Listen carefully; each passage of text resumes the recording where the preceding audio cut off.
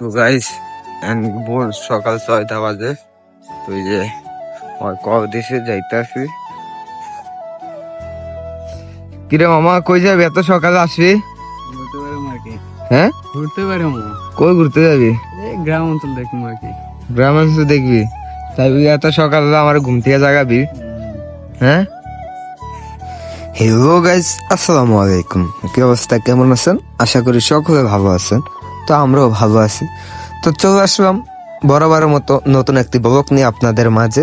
আমি আর আমার বন্ধু ভোর 6টার দিকে বাসা থেকে বেরিয়ে গাড়িতে করে চলে আসলাম। তো ভিডিওর শেষে জানতে পারবেন আমরা কোথায় যেতে আছি। তো আজকে আমরা যে জায়গায় যাব এটা একটা অন্যরকম একটা জায়গা। আর আজকে আমরা এমন একটা জায়গায় যাব যে জায়গায় গেলে আশা করি সকলের মন ভালো হয়ে যাবো। আর এই যে মসজিদটা দেখতে পারতেছেন, এই গ্রাম অঞ্চলে এসব মসজিদ অসাধারণ। মানুষের হাতের তৈরি যদি মসজিদ এত সুন্দর হয়, জানেন না আল্লাহ তাআলার নিজের হাতের তৈরি জান্নাত কত সুন্দর হবে।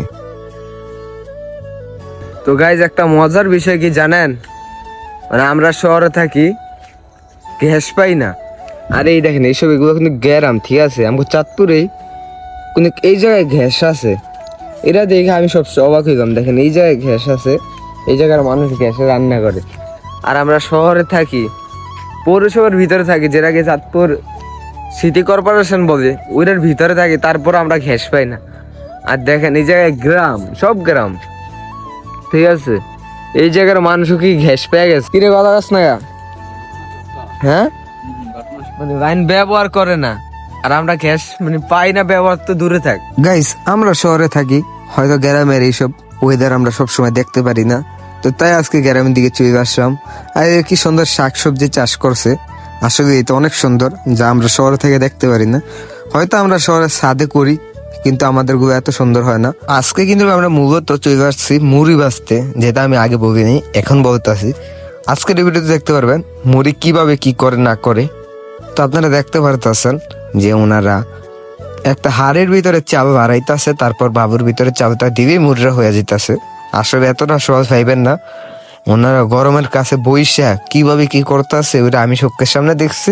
আমি জানি ভাই, মুড়িরা গরম কইরা মানে বালুতে দিলেই যে হয়ে যায় এমন কোনো বিষয় না, ঠিক আছে? তো যারা বিষয়টা এখনো বুঝতে পারতেছেন না, তারা ভিডিওটা লাস্ট পর্যন্ত দেখেন।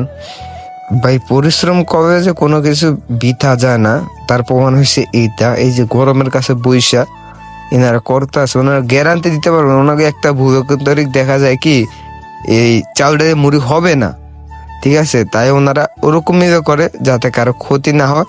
আর এই জায়গায় মূলত ধরেন আপনার মুড়ি বাঁচতে গিয়ে দেখা যায় অনেক সময় যে তাদের হাড়িগুলো ভাঙ্গা যায়, আর ভাঙ্গা গেলে আপনার চালটা পুড়া যায়।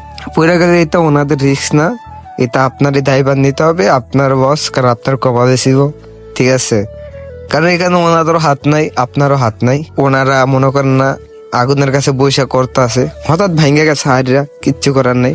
আর যারা কখনো মুড়ি বাঁচতে দেখেন নাই, তারা অন্তত এই ভিডিওটা শেয়ার করে অন্য একজনকে দেখানোর সুযোগ করে দিতে পারেন, কারণ এইসব জিনিস দেখার ভাগ্য সবার থাকে না। তো গাইস ভিডিও আর বেশি বড় করবো না, আমাদের মুড়ি বাজার শেষ, তাই আমরা আমাদের এলাকার দিকে চলে আসলাম। তো আমি চাইলে আপনাদেরকে মুড়ি খেয়ে দেখাইতে পারতাম, যদিও আমি ভিডিওর সামনে মুড়ি খাই না, কখনো ভিডিওর সামনে আমি কোনো কিছু খাই নাই। তো সকলে ভালো থাকেন, সুস্থ থাকেন। আর ভিডিওটা কেমন হয়েছে অবশ্যই কমেন্ট বক্সে কমেন্ট করে দেন। আর ভিডিওটা পারলে একটু বেশি বেশি শেয়ার করে দেন।